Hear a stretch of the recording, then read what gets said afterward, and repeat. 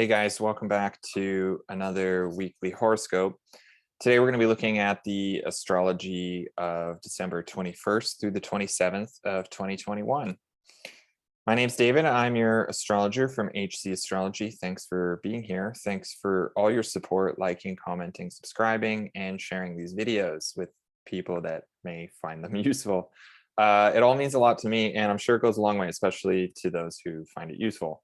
So just a refresher, again, I'm still traveling. I'm trying to keep up with these weekly reports. I may not do it next week, let's see, depending on New Year's and everything. But I'm going to try and keep it going. So this is the final week that my consultation deal is going on for the year of 2021.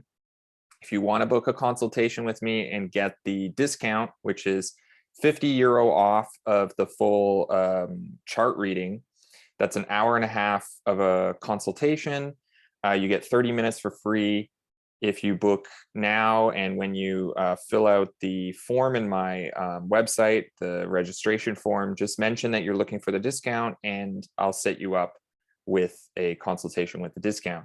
Now, I don't think there's any more time to do it between now and the new year, but if you want to book something in 2022 and still get the discount, just book it now before the discount's up, and then you can still claim it just whenever you schedule your reading in the new year. So let's get into the astrology for this week. Hold on.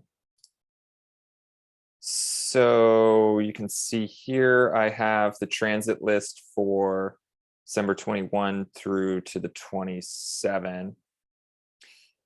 So let's take a look. So first things first, we have that sun ingress into Capricorn.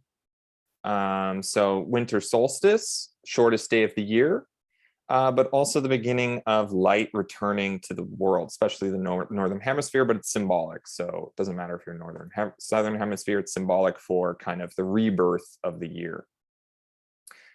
We also get that final Saturn Uranus square of 2021. So kind of the final round of the tension that's been going on between Saturn and Aquarius.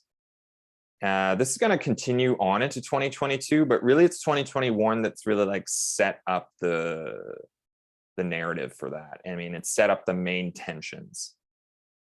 We also have the second Venus-Pluto conjunction of this Venus retrograde cycle. I'm going to talk a little bit about that. I mean, it's more of a recap.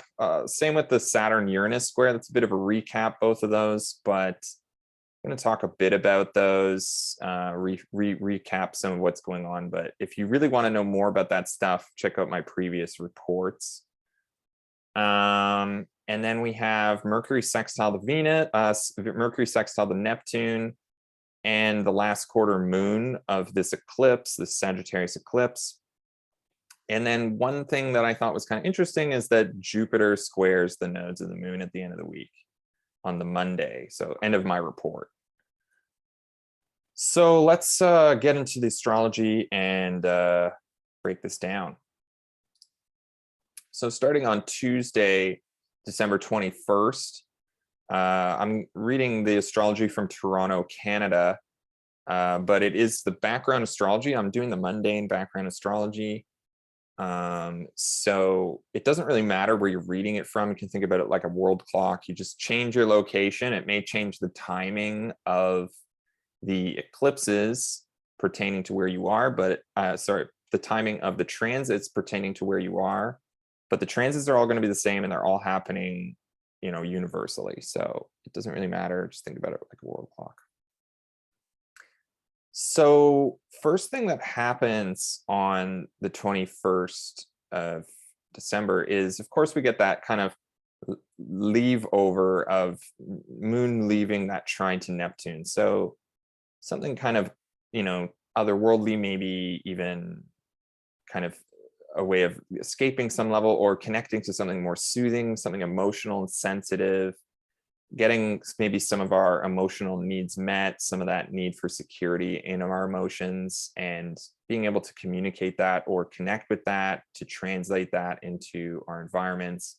That's kind of carrying over into Tuesday. So maybe the beginning of Tuesday is a bit sensitive, is a bit feeling like there is some leftover of some sort of sensitivity, but also a connection to something that may have been more romantic, or may have connected again with feelings that is about dreams and fantasies, about, you know, some of the visions we have of what we want to transcend, what we want to have a spiritual connection to on some level, as well as where we're feeling we're at, and also some sort of need for that emotional reciprocity. I think that's carrying over, and that's going to really like help us in terms of, you know, what is going on with the moon through most of this day. Now, the main thing that goes on with the moon is that it's opposite to Capricorn, and it's opposite to the Venus retrograde, which went retrograde over the weekend. Probably a lot of us felt that.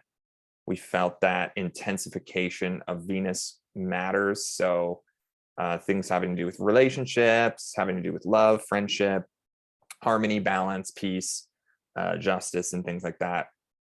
We may have noticed that things got a bit out of hand. So just on a mundane level, looking at the news in Germany, for instance, there's, you know, thousands and thousands of protesters out on the streets, repelling the new lockdown measures, or the new governmental measures towards vaccination, things like that. Now, I'm not saying like I agree with any of that. I'm just saying that like these are some of the things that are signaling this feeling of unrest, this lack of peace and balance, lack of reciprocity.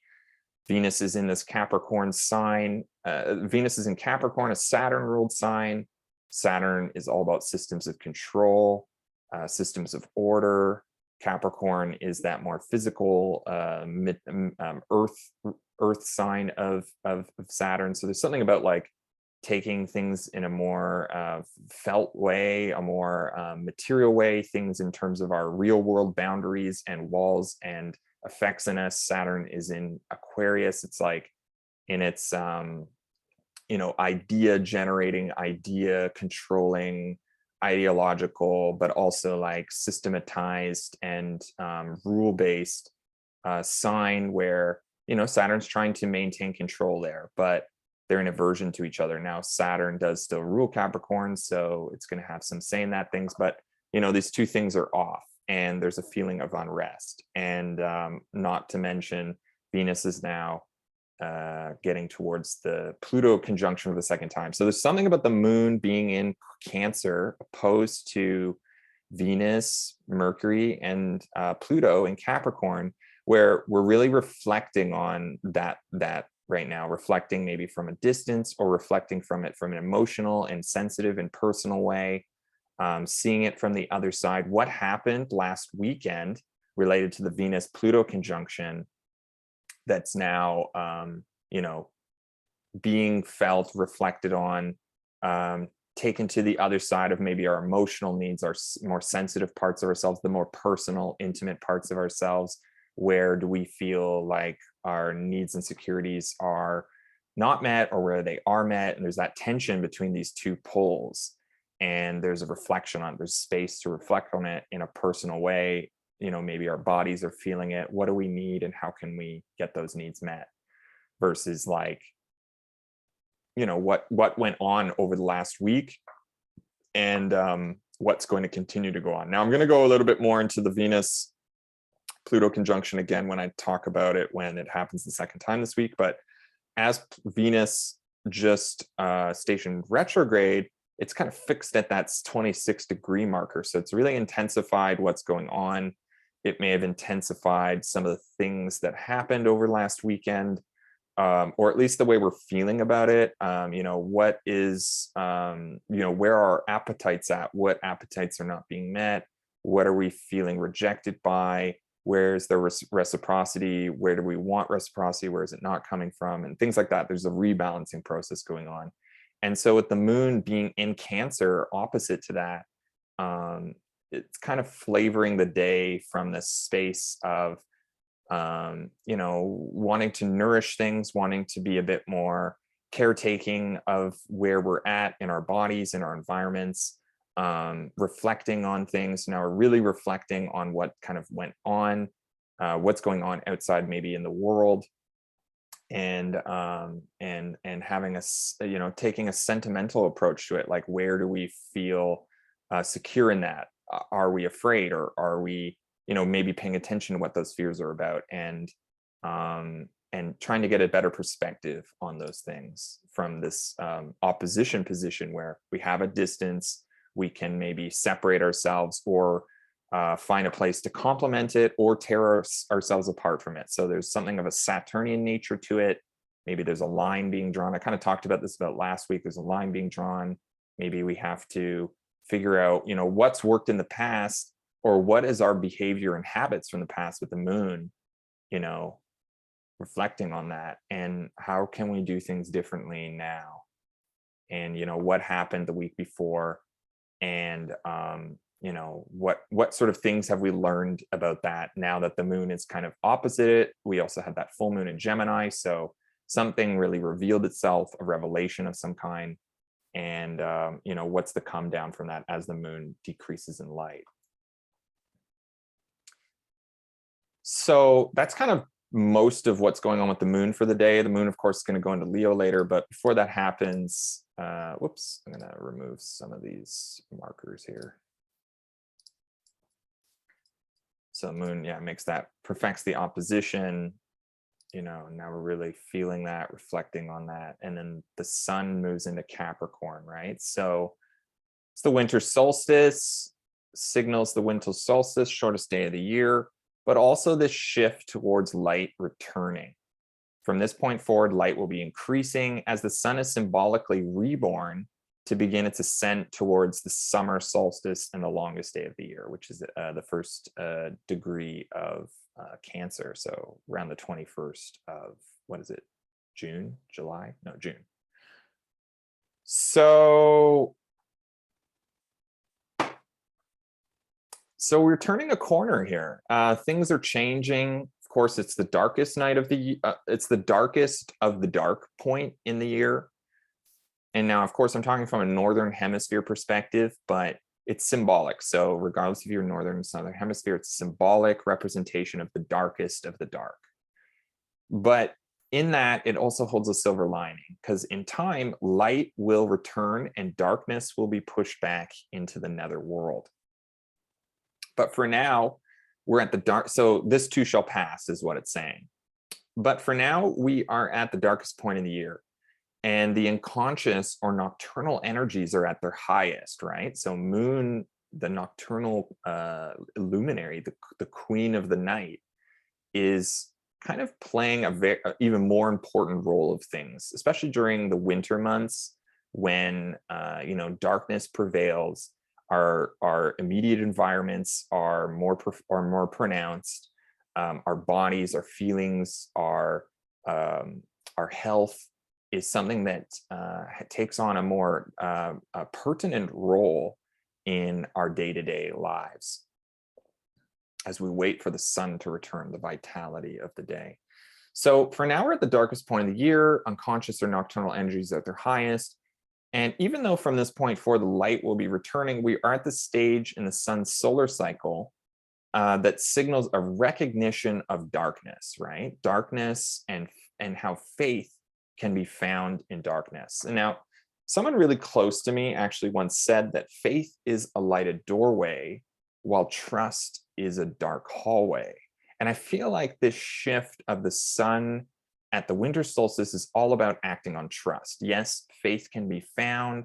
Faith comes from that light at the end of the tunnel. But when the light at the end of the tunnel is so dim, or is this faint little speck, right? We have to trust that where we're going is the right direction, trust the process. So, I feel like the shift of the sun at the winter solstice is all about acting on trust. And although things are at their darkest now, the light is at its lowest point. There's still so much to be learned and understood and willed that when we act on trust, we're acting on what we have been working on, building upon, practicing slowly and slowly each day until this point. So what sort of overarching story have we been working on through the year? And as the sun goes into that darkest point, we have to have trust that the direction we've been going in through the year is the same direction that that's going to get us through this dark point, right? So this is acting on knowing that although things are not ideal, this too shall pass. This is proceeding without seeing the light at the end of the tunnel, but instead lighting a candle for oneself. This is acting on an expression of divinity, which is trusting the process. This is practicing the belief in the beauty of life on life's terms. So, like a lot of other transits this month, the sun's move into Capricorn is suggesting that the story is changing. And it's moving alongside a number of other big themes that suggest a move towards integration, bridge building, and unifying, moving into a new chapter that has a little more spaciousness and hope for the future than what may have been playing out over the last weeks of 2021. And I say this because of Jupiter's move into Pisces that's happening next week, and that's related to this lunar cycle, right? So we're at the darkest point of the year. What's going on with the moon? Sun just moves into Capricorn. Saturn ruled sign, Saturn's in Aquarius, Jupiter's there too, and Jupiter's about to move into Pisces. So there's something very much connected to that, and we have to trust the process that this life on life's terms belief is not always going to be what we want, but it doesn't mean that what we want is not going to come at some point. It just means that maybe patience is the key here, and being in, and now all these planets are coming into Saturn ruled signs. Saturn is the is the planet of duration, delay, setbacks, limitations, constriction, time, patience, perseverance, right? So these are kinds of the themes that are becoming more centralized in the story as the sun has to move through 2 Saturn ruled signs, including the sign of its exile or detriment over the next couple months. So yeah, like this is like, every winter solstice, with connecting to the knowledge that the year is ending soon, right? Or the year has technically ended from a cosmic perspective. It's ended from a calendar year. The new year is around the corner. And so new intentions can be set now, to set forth into a new year, new chapter. Where can we write a new story? Expanding and growing the plans we're setting our vision upon since the Sagittarius eclipse that week before, right? That Sag eclipse was the last in the eclipse cycles of Gemini and Sagittarius. And what sort of new, bigger perspectives, visions of the future, hopes, dreams, faith that things are going to go, that we're going somewhere with something. What have we released to allow ourselves more space for that? And now that the sun is being symbolically reborn, what sort of things can we do differently? How can we practice the opposite? So then the moon moves into Leo, the sun ruled sign, further emphasizing this solar shift into Capricorn. Now the mood changes, the themes change, things become a little bit more based in loyalty, in what is our word? What is the quality and value of our word? Where are we being, where are we performing? How are we performing? What is the truth that we're connecting to? What is the truth of this time period, with the sun now in Cap? Where is our honor? What sort of honor are we acting on now? What's the purpose? Now, sun and moon are not in any sort of aspectual range. They don't see each other. So there's something here again. It's what we have to sort of act on faith or act on trust, walking through the darkness. And just be careful of arrogance. Where do we think, what are we thinking, with Mercury there, with the sun there, there's a lot of our mind is occupying now this Capricorn space. What are we thinking about these things versus what's the reality of them? And with the sun now shedding more light there, more consciousness light, perhaps we have a better chance of getting a more realistic perspective on that context, on what happened during the Venus-Pluto conjunction. What is this Venus retrograde about? Now that the sun is in Capricorn too, and we can also see here that Mercury is on the degree where Venus entered shadow. So now our minds are starting to see more clearly about what actually this Venus retrograde is about.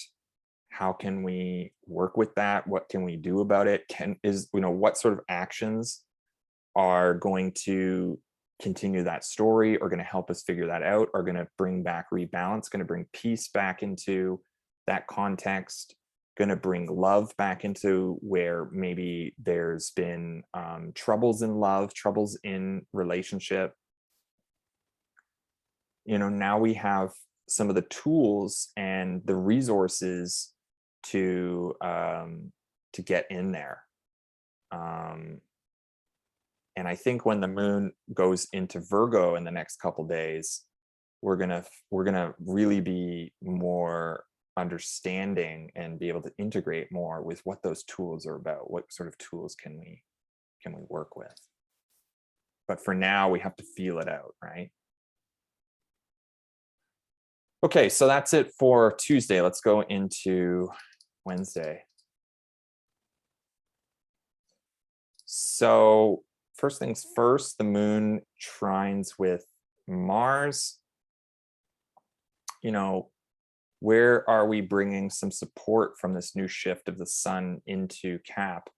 Where are we bringing this new rebirthing of the year, of our intentions, of our will, of our overarching story? Where are we feeling that? And where is there an environmental shift that's changed, that's now supporting something to do with the action we want to push forward with, the energy we have, what's going on with Mars and Sagittarius? Mars is saying, I want to get out there. I want to find inspiration again. I want to have a passion for what has been inspiring, what has been missing in my inspiration. I want to take actions towards that to get that thing that I feel like has been missing out in the world, somewhere that feels like it's going to take me towards my goals, towards my future, towards my dreams. Now we're kind of connecting with that again. Maybe now that the moon is also in that Leo sign, it's a little bit more self-focused, a little bit more about oneself. How can I get my own needs met, and what sort of actions do I need to take to do that? And what sort of people in the world are going to help me with that? How can I get that, connect again with that perspective shift since the Sag eclipse? And what sort of drives and things are going to take me there, right? So, starting the day off feeling a little, and maybe ending Tuesday with a little bit of okay, I got to start doing something differently. This is what's going to help me to do that. Maybe it's time for me to stop concentrating on other people and to try and to do what is going to help me. How can I meet my own needs? How can I meet my own nourishment and resource that I need for that compassion that's going to help me to deal with some of that Venus retrograde Capricorn stuff.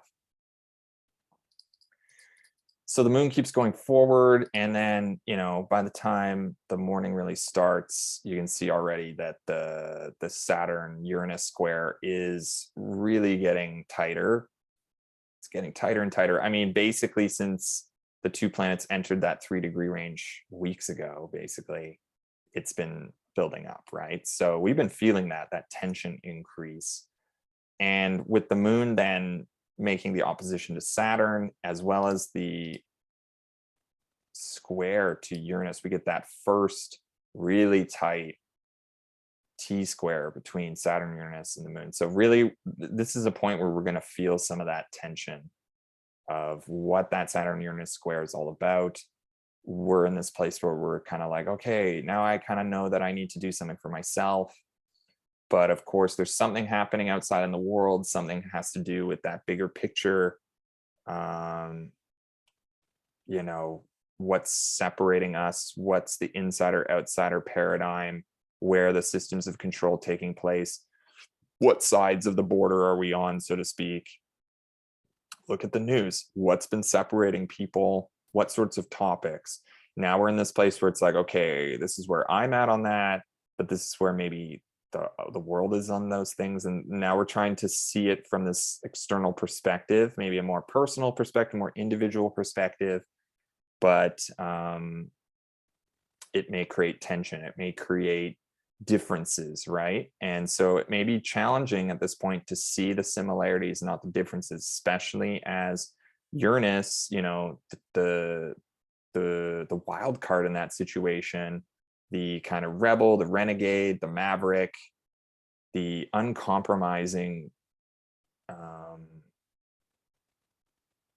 that uncompromising capacity for difference is in between our ability to find something that can like connect us to the differences, you know. So it's going to be a challenge to see the similarities, not the differences, in this on Wednesday.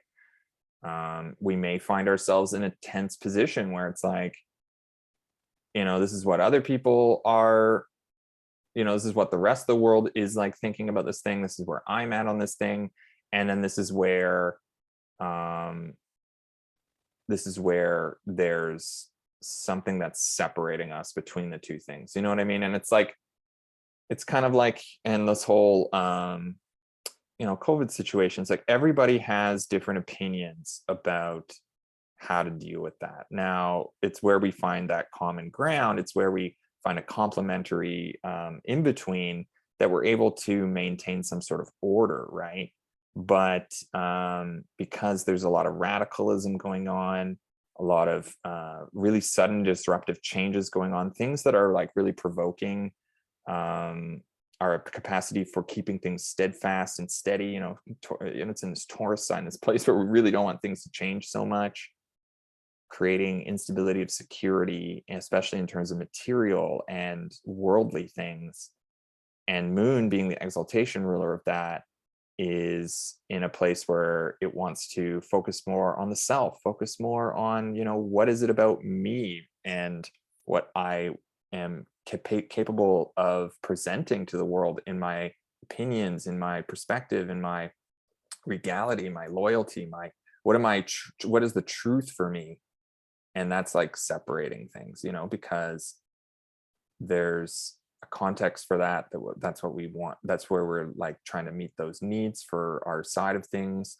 But there's something that's disrupting that typical expectations. And then of course we can look at what's happening to Venus just station retrograde. So there's a lot of unrest, there's a lot of something's off balance completely, and this is us feeling that. So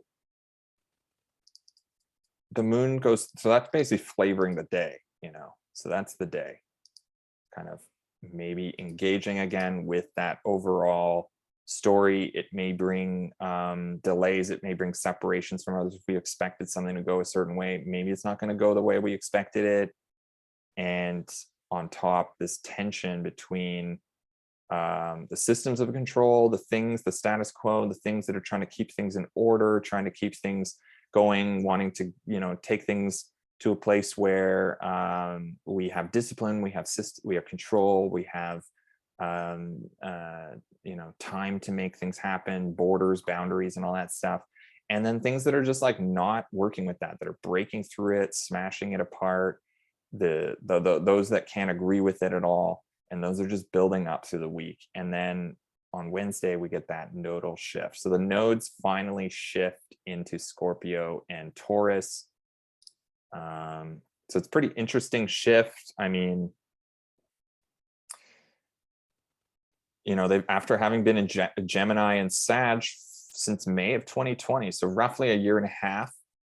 And it means that that eclipse story between Gemini and Sag, that's over. That's officially over. And then once the moon actually reaches that Capricorn new moon, that's the end of eclipse season officially. That's the end of the Sag Gemini eclipse cycle. And now this Taurus and Scorpio story, this is really starting to begin.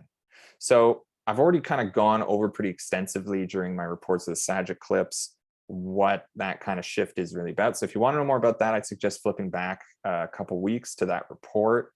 If I remember, I'll put a link to that report in the description box. Hopefully I don't forget that by the end of this report. So, but to give you a little bit of a recap, the last series of eclipses happened between Sag and Gemini, which started with a lunar eclipse in Sag during spring of 2020, and it ended this past during this past solar eclipse in Sag. So it started with a lunar eclipse in Sag, so something kind of closing up, to a solar eclipse in Sag, something opening up, some sort of decision being made. But it was on the south node, so it's signaling an ending that has to do with a longer process of release, letting go, purging out, detangling of something, like a decision made to detangle. So there was a philosophical perspective, shifting nature to these last eclipses. It may be that we find that our story is changing about the way we see and engage with the world. You know, with Gemini, it's very much that exchange-based, communicative, social kind of engagement with things. And then from Sag, it's more philosophical. It's like, where are our ideas? How do we see the world? And that's going to have an effect on how we engage with the world, right? So we're turning a page on that. We've come to some new conclusion on some level. Of course, you know, these things change over time. They're not going to be fixed. Gemini and Sag are not fixed signs too. They're mutable signs. So these things, they change back and forth a little bit. But it definitely they're signs that signal a shift into a new perspective, right? So those areas of our lives are shifting, and they're shifting into a new, you know, way we perceive things is going to affect this new this new eclipse cycle that happens in Sag and Scorpio and Taurus. So, you know, it represents that represent our inherent needs for resource and results, that Taurus thing, and the need for deep and intense transformation, that Scorpio thing. So there's something about, you know, the material world, the fixed steadfastness, the rootedness, the way that we are stubborn in something, the way that we want things to fix, but also the things that give us pleasure, that give us hope and dream, those physical things that we can nurture and that have a prosperity to them. And then that shift and that need for deep and intense transformation as it deals with maybe the destructions of things that we thought were steadfast, maybe the paranoias that we were going through. You know, what was going on in Scorpio season, you know, now there's a big the south node there. It's signaling a big release of some of that. You know, what's fearful, what has been holding us back with our fears, what has been intense and deep there that we need to transmutate, transform, you know, cleanse and purge through an eclipse cycle. And I've looked at the eclipses in many people's different charts over the last weeks, and most of the eclipses during the next year and a half, they're going to be in Scorpio. So it really is putting that emphasis on Scorpio, that Mars ruled sign of defensiveness, vigilance, paranoia, espionage, possession, security, something deep and intense, maybe desire or temptation for power, and some of those instinctual gut feelings. You know, what is being cleansed in there? Some sort of skepticism or elimination process, right? And Mars is in that Sag sign now. You know, what is going on with Mars there? What sort of drives are or pressure are we putting on trying to get that inspiration back, redeem ourselves? Maybe there's trying to have a new actions towards maybe reckless behaviors that are no longer working. Trying to get that better perspective on things, and something that's, you know, what's been holding us back to that.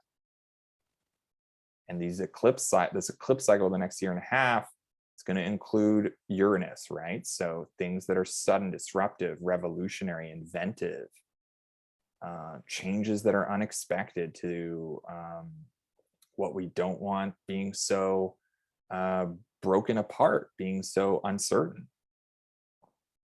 Those are shifting. So yeah, I mean, you know, how is our perspective from that Sag Gemini eclipse cycle applying to these new parts of our lives? These new eclipses will be activating across the axis in our chart that also hasn't been activated or shaken up in a long time, especially except for that Uranus thing. So of course, the whole great conjunction in Aquarius and Uranus and Taurus, that's shaking things up where we don't want them shaking up so much. You know, we live in this kind of extreme world right now. And these eclipses across the Scorpio Taurus axis are signaling a deeper and a deepening and an intensification of that is going to transform things. So, you know, this is going to be taking place over the next 2-ish years until the nodes move into Taurus, Libra, Libra, Aries. So just see what is happening at this time, since it's all connected to this overall story that's going to really begin. And, you know, it's really taking that story of 2020, 2021, carrying it over into 2022, 2023. So that's about to begin, really. And the sun moving into the the winter solstice signals this at the same time. You know, moon's there in a solar sign. It's not able to see that, so we have to kind of feel it out. Okay, so that's it for Wednesday. Let's go into Thursday. Actually, nothing goes on Thursday. The moon makes no aspects. Is that running in the void? Potentially. Let's see. No, it's not. Okay, well, let's just move into Friday.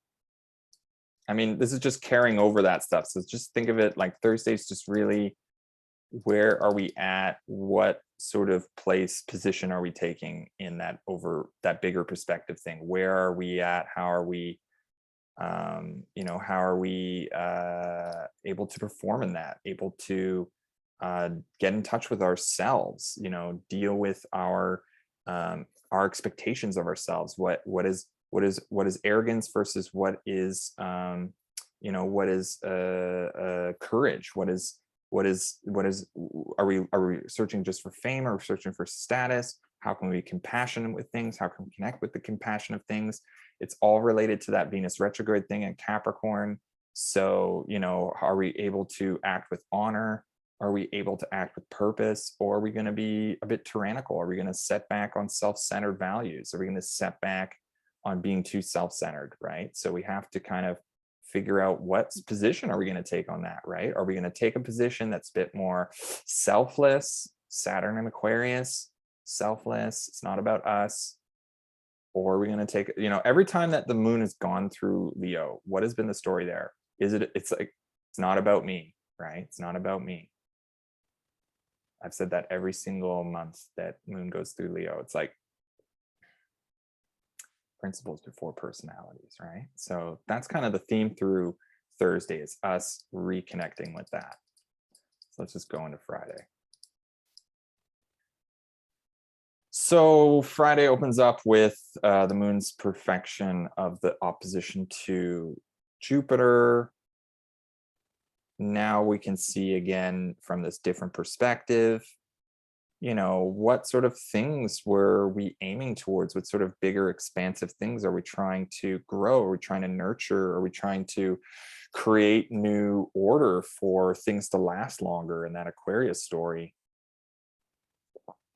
What sort of intentions did we set with the Sag eclipse, knowing full right that there's going to be this big move into a bigger, expansive, more visionary, oceanic, seeing of the world from this new perspective. And with that opposition to that, maybe we are having to look at it from a more realistic perspective, getting a more realistic perspective on our dreams and our goals. Where are we actually at versus what are we hoping for? It may also be that we can get ourselves out of our self-centered nature by connecting to something on a more spiritual level. And Jupiter is still in Aquarius. It's at the 29th degree, this anaretic degree. So there's something kind of extreme about Jupiter's last attempt to try and bring some order over a decentralized system of control. And where has that last sort of stand set us into maybe some growth there, some prosperity, some grace in this place that has had a lot of tension? And now Saturn and Uranus are basically square. So that's the next aspect I'm going to talk about anyway. And Jupiter is just about to leave that sign. So Jupiter's done all it can. It's getting ready to move on. What are we seeing now? What are we feeling now? What are we reflecting on that has been done in order to help things out, to help bring unity, bring cohesion, to bridge build rather than bridge burn, right? Because there's going to be some bridges that are not going to get built right away. There's going to be uncompromises there. Now, yeah. So Saturn squares Uranus now for the third and final time of 2021. It's funny that it's happening during Christmas, so just expect family time to be kind of intense, I suppose. And it's reactivating overarching themes of the whole year. Tension and revolution that's been playing out over the bigger picture story of the year. So if somebody's more of the radical on some of the things happening on the year, there might be tensions between them and family, them and relationship,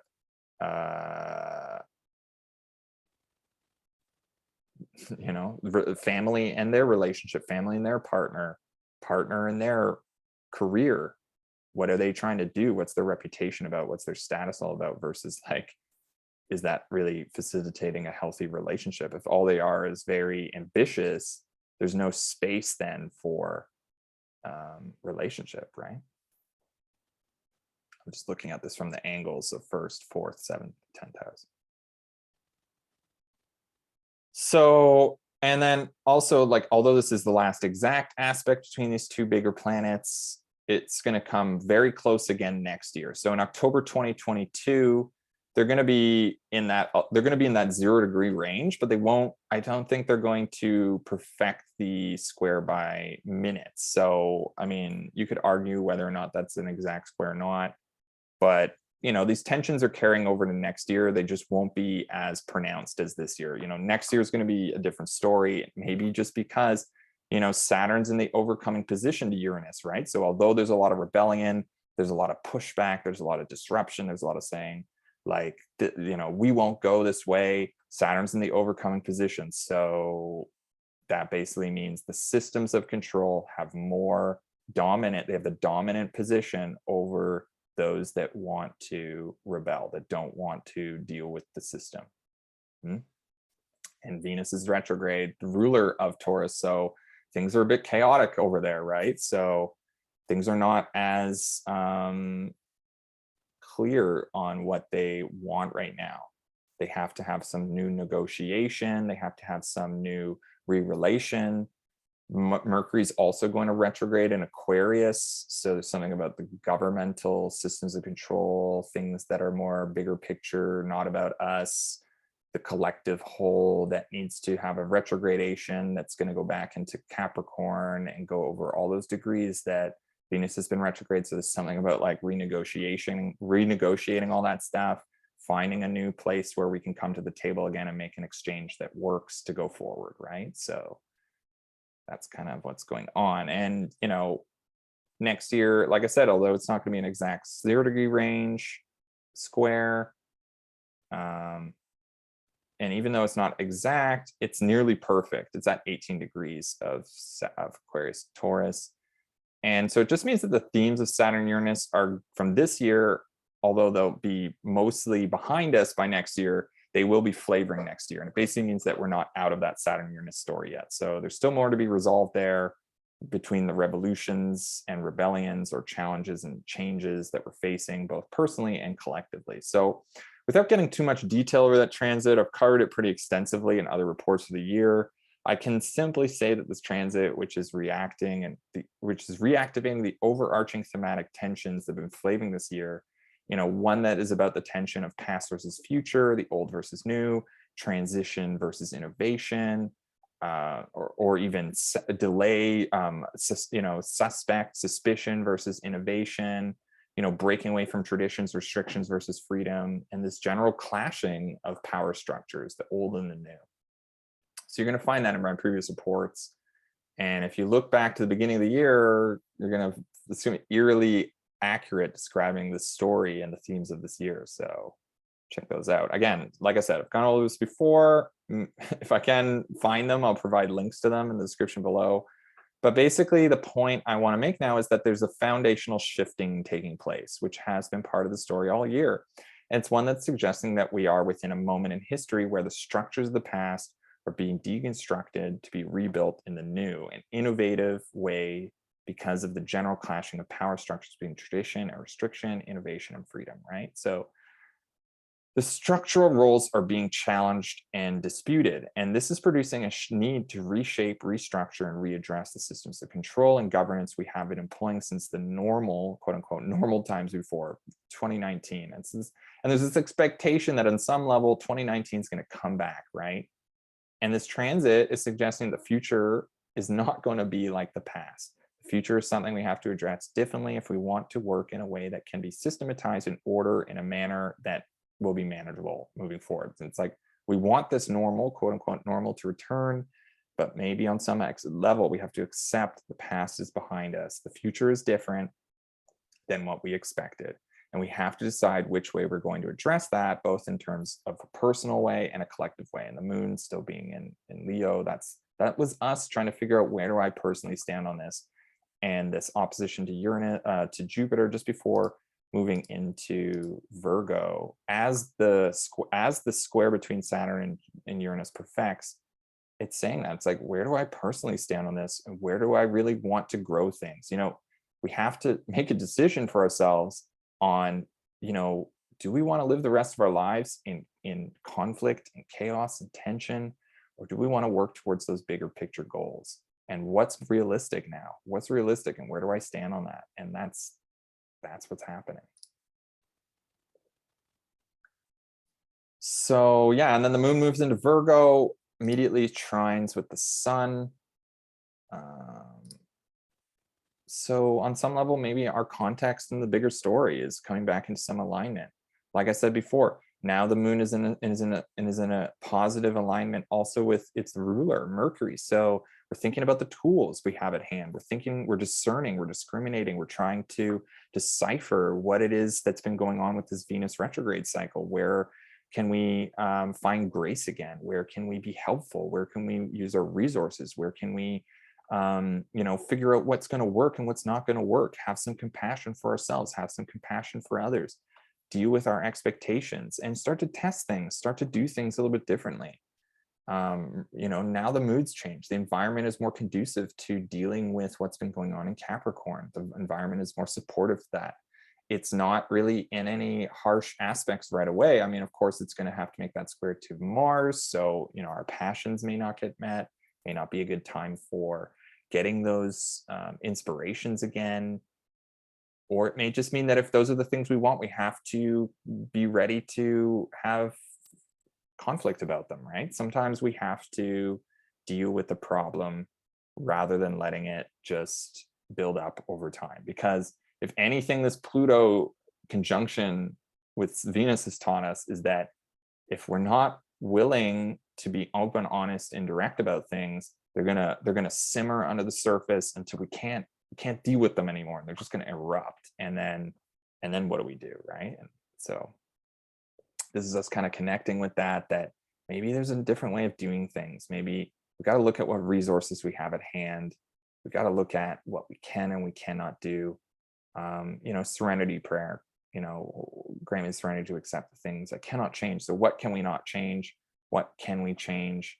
And do we have the know-how the courage, the Mars courage to, accept the difference, to with the wisdom to understand the difference too. The courage to take action, the wisdom to know the difference. So what did we get from that opposition to Jupiter? What sort of wisdom have we gained through some of the hardships of these years with Saturn? And do we have the courage to take action on the things we can change versus things we can't? Maybe that brings some conflict, but it may also release us of some of the unrealistic expectations we have. So that's it for Friday. Let's just move into Saturday.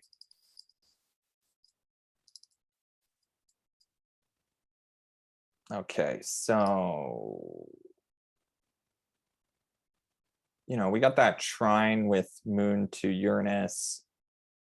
Like I said, we can maybe find a way to work with some of the disruptions going on. We can find a way to be a bit more inventive about things, to find a new solution to things, especially in terms of that Venus retrogradation.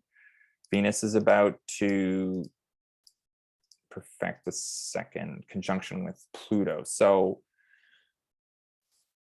now we get that second Venus-Pluto conjunction in this retrograde cycle. And although the exact conjunction happened last week, since Venus has been stationing, even though that conjunction, technically it happened last week, because Venus was stationed at the 26th degree of Capricorn, it's been so close to Pluto that the conjunction is really extended into this week. So, and we're really not going to be feeling any real relief from that intensification, that deep kind of cathartic eruptiveness, until Venus really moves out of the 3-degree engagement marker with Pluto. Now, Venus is going to be retrograde, doesn't mean all the intensification is going to end.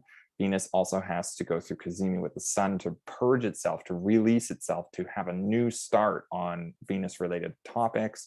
But once Venus leaves that 3-degree engagement marker with Pluto, at least we're going to get some relief from the immediacy of the challenges at hand. And that's not going to happen until early January. But for now, we actually, with the moon being in Virgo, the Mercury's there to try and help to make, try and find a conversation to happen, to have some engagement, to try and have an exchange of some sorts, like have a conversation about it, figure it out. What resources we have available, what actually works for your side, what works for my side, find common ground, find a deal that works for both parties, right? Because it's like, we can't just live this world where, that doesn't work for me, that doesn't work for me, but there's things we want and we're just denying ourselves our wants. But we have to figure out what's going to work. We have to figure out how we can have a conversation about things, because if we just avoid our problems for the rest of our lives, like I said, just like with this Pluto thing, avoidance is a form of dulling and repressing the things that are going on, right? And Venus is this, very intimate, relational planet. It's we want to feel good in our lives again, and we want to have a system for feeling good about it. Being in Capricorn, and Mercury's there to help us to figure that out for now, to have a negotiation. The moon is in good alignment for that. So moon's going to move into the trine for that. It's a good time to send that message. It's a good time to communicate something, communicate what you want to do. It's a good time to let others know what's going on with you. It's a good time to engage again with those topics, or to get back into that relationship that's feeling a bit sensitive at this time. To be sensitive and to be willing to listen, to give space for things, to give a good perspective. So anyway, so since I've already kind of gone over most of the transit of Venus and Pluto, I'm not going to go too detailed with the significations, but you can always look at my last report to get an idea. So I would recommend skipping back to lots of last week's reports to get an idea of some of the things I've been talking about in this one. And yeah, I guess I'll try and put a link to that in the description box if I remember. Anyway, so to give a recap, the basic description of the themes from this transit have to do with Venus's retrograde cycle on a whole, right? But they're specifically linked to an intensification of emotionally impactful readdressing of the topics of love, friendship, values, appetites and desires, manners and temperaments, as well as a sense of beauty, justice, peace that are brought up to the surface from the proverbial underworld, basically. So that's the theme, right? So what came up last week that has been simmering under the surface since Venus entered shadow in 17th of November, right? So what happened since then? And what really got intensified or got released, something that felt like it needed to be released in a week ago, you know, but of course was not a solid release. It was like, I just need to let this out, but it's like, that's actually not what I want. And, you know, Venus is retrograde, so we got to go back on that on some level. We have to find common ground. So because it's still being dealt with and related to, but instead it's in the beginning of that revelation, right? It's transforming, it's releasing these pent-up energies. But ultimately, this process is going to be a purification or regeneration of some kind, some sort of purifying, regenerating of Venus-related matters, in both naturally and topically. So where's Capricorn in your chart? That's where there's some sort of process going on for you personally, but also what is Venus ruling your chart? Because those are the topics that Venus is trying to readdress as it relates to whatever part of your life Capricorn's in, right? So this is all going through this process of disclosure, discovery of secrets of some kind that are coming into visibility, but then have to be purged and transmuted, right? So not just by Pluto too, but by the entire Venus retrograde cycle, since actually traditionally before Pluto got the signification of transformation, the sun was actually the planet that represented symbolic regeneration, a rebirthing, right? So just like the sun just went into the winter solstice, rebirthing the year, every time a planet kazimis into the sun, crosses over the fiery heart of the sun, they symbolically rebirth, right? And so Venus is going to kazimi on 9th of January 2021. Just like I said, Venus is going to be slowly away from Pluto, so the intensification of things maybe simmers down a bit, and then we get that rebirth. It's like, oh, this is what this cycle is all about.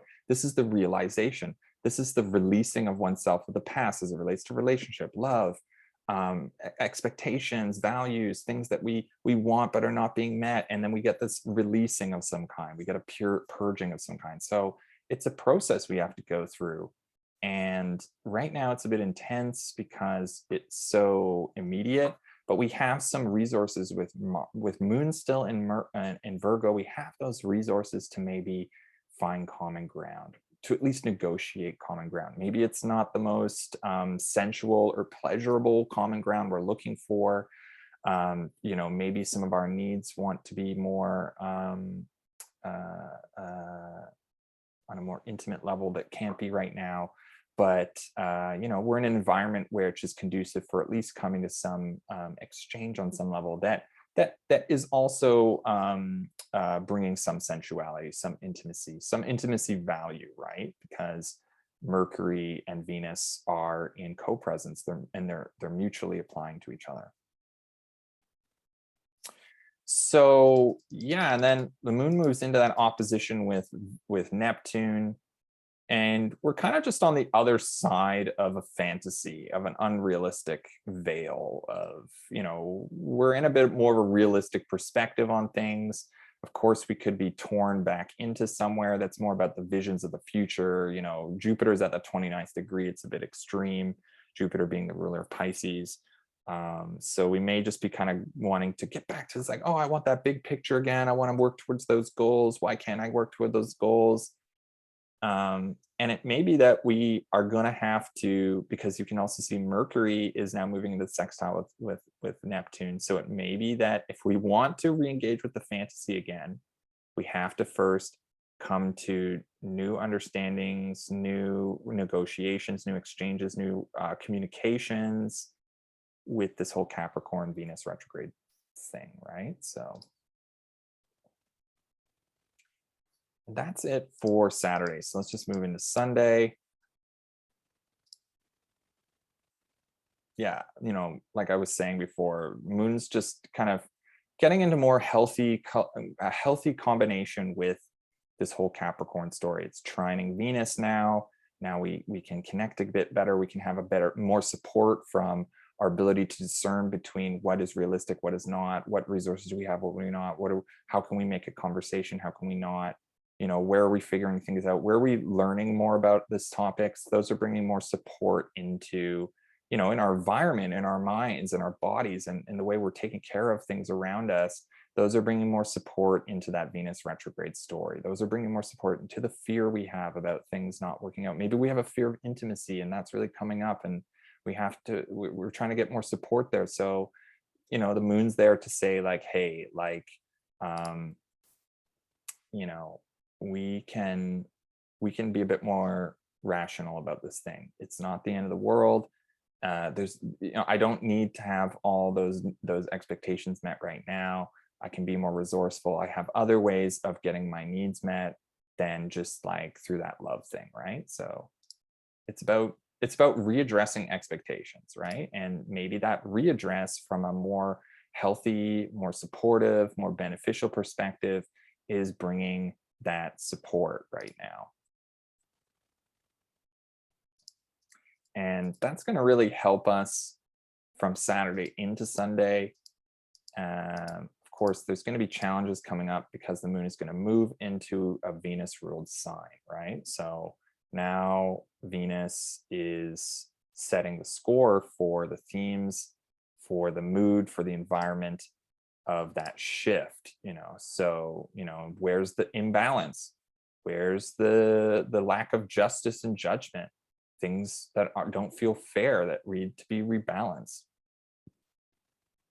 Where's the social nuance that's not being met? Where's the rest of, what sort of people-pleasing things are going on that during that whole Libra cycle that went on? Remember I was saying how all the planets were squaring Pluto before and all that stuff is coming up again. What was going on during Libra season that isn't working anymore? We have to do something different. So it worked for the time being. At that time, we had the balance, we had the compromises, we did a bit of people pleasing, blah, blah, blah. But, where's that going to bring new tensions into our environment, into our bodies, into our ability to have emotional functionality, right? So it's not that our emotions can control us. We may have to re-engage with the fact that this isn't about us. This is not just about us. This is maybe about other people. We have to find nuance in that. And it's going to be challenging because Venus is in this retrograde phase and, wants different things than where things are at. But, it's a process. It's a circumstantial process. And as I think, Moon moves into Libra, we now enter into that last quarter moon phase. So what is it about this whole lunar cycle where our expectations and visions of the future with that Sagittarius eclipse, what sorts of challenges came up during the first quarter moon when the moon went through Pisces, sort of like, what sort of things were we expecting that didn't get met? And then that full moon phase where it's like, okay, now I'm releasing something culminating, something is crystallized about that. I'm ready to have that conversation. And now as the moon moves into Libra and that last quarter moon, it's like, all right, it's time to let something go. It's time to, consolidate what is and what isn't working. We got to close down this cycle for now. And even though it's a Sag eclipse, it's an eclipse, so it's a longer process. It's going to be releasing over time, you know, especially once Mars moves into that 12th degree of Sag, triggering something to do with the eclipse. You know, as the moon moves into that last quarter moon, you know, we're consolidating now. It's like, this is working, this is not working. I can't get all these intentions met in this amount of time. I only have this much energy. I only have this much capacity. And maybe those Venus retrograde matters have more pertinence. They have more importance than some of the other things right now.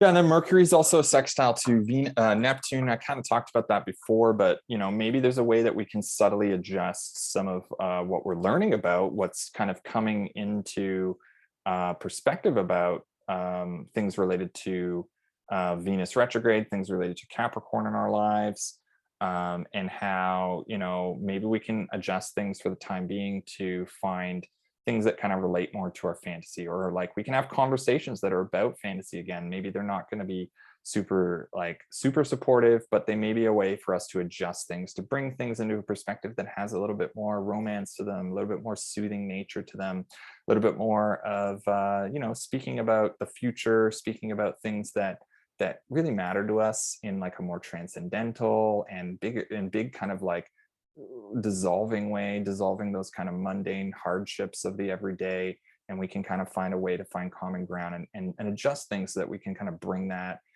what's happening to us in our Capricorn area of life and bring that into a more of a you know, bring that more of a kind of a soothing or a nebulous nature. We can kind of put the rose-colored glasses on, not fully, of course, because it's sextile. It's just, and we don't have to deceive ourselves too much, but we can allow for our fantasies to come back into the conversation. We can allow for us to have a little bit more romance back in our lives, even if it's not a particularly sensual one.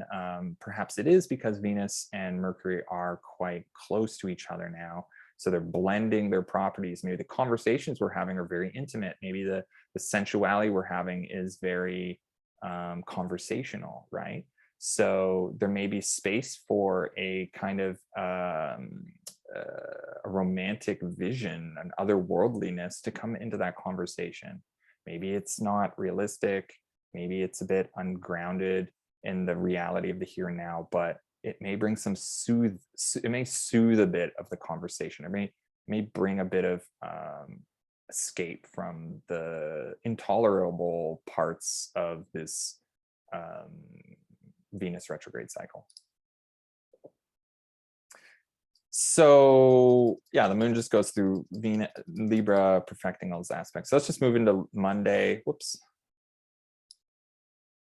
And basically all that happens Monday, and this is why I think the end of this report is good. I think this is a good week overall. There's going to be some intense things, but I think it ends with Moon trying to Saturn, sextile to Mars, as Mars moves into sextile Saturn too. So there's something kind of like about you know, some of the letting go of things that have to do with finding balance, some of the ways that we're kind of coming into, you know, trying to get our priorities straight with that sort of thing, trying to see that like things in relationship are really important right now. We have to hold space for that. We have to understand that process as we purge things, as we're generating things. It's a new time in the year. The year has just started. And Moon is making that nice trine to Saturn. So it's a good time for us to get back into good routines, get back into good habits, work on the next step. What's the next step to things? How to have a better relationship with the outside world on some level. Things are moving forward. Even though Saturn and Uranus are in that square still, there's some tension out there. There's some tension in our lives. We can at least find a way to get back into a good relationship with things, get back into a good relationship for balance, for maybe the systems out there, the systems that we're involved in, the sense of priority, the sense of weight that we have to find discerning kind of balance again for that, and connect with a deeper truth about things. Like maybe, like I said, it's not always about us right now, even if we want it to be. You know, we have to get realistic about what we want, because maybe if right now is not, you know, Venus is retrograde, so what our wants are confused, right? So, and maybe our appetites right now are not being met, but maybe they're under a new they're under process of releasing them. We're lowering the bar, we're getting a more realistic perspective on things. And I feel like this Saturn trine from Moon is really saying that's like, okay, I can do this. I can do this. It's not impossible. It's not impossible. And Mars is in Sag, right? So Mars, the drive to do the impossible is there. And we're in healthy combination with that. We can make an adjustment now, maybe in our relationship, in our decision-making processes, you know, way what we're comparing things right now, and what we can drive towards dealing with the impossible. Okay, so that's it for this week, everybody. Thanks for staying through all that report. I hope this was helpful for everyone. Thanks again for always being here. Like I said before, if you want to book a consultation with me, head over to my website, go to the scheduler system. If you want the discount, just mention it in the form that you're looking for the discount. You can get it to the end of the year. I don't think I have any more spaces to do consultations this year, so just book it in the new year. Say you want the discount. I'm offering it until the end of the year, so take that while it lasts. You save $50, right? So it's worth it. Anyway, next week, Happy New Year, everybody. Happy 2022. Pat yourself on the back. You made it through 2021. Well done. Next week, Jupiter ingress Pisces. Holy smokes. Next week, Mercury and Venus conjoin. Where is that conversation happening in the relationship, right? This is blending. This is an exchange that is a pleasurable exchange on some level. Maybe it's kind of confused, retrograde, whatever, but it's a pleasurable exchange. Mars sextile Saturn perfects. We saw that already happening. Where are our passions, our drives, trying to meet our expectations, trying to adjust to these systems of control, to our discerning, to our discipline at this time, and still driving towards our visions, driving towards our passions, right? And Mars is going to also hit that eclipse point from the Sag eclipse, the 12-degree range. So something related to the eclipse is reactivating. Mercury conjoins with Pluto, getting maybe more in touch with the conversation related to that Venus-Pluto conjunction. Sun trine Uranus. Mercury then moves into Aquarius, so we start to get ready for that Mercury retrograde, right? And then Capricorn new moon. It's finally eclipse season officially done. No more eclipse. It's awesome. All right, that's it for this week, everybody. I wish you guys all the best. Happy holidays to everybody out there, and happy birthday to all the Capricorns.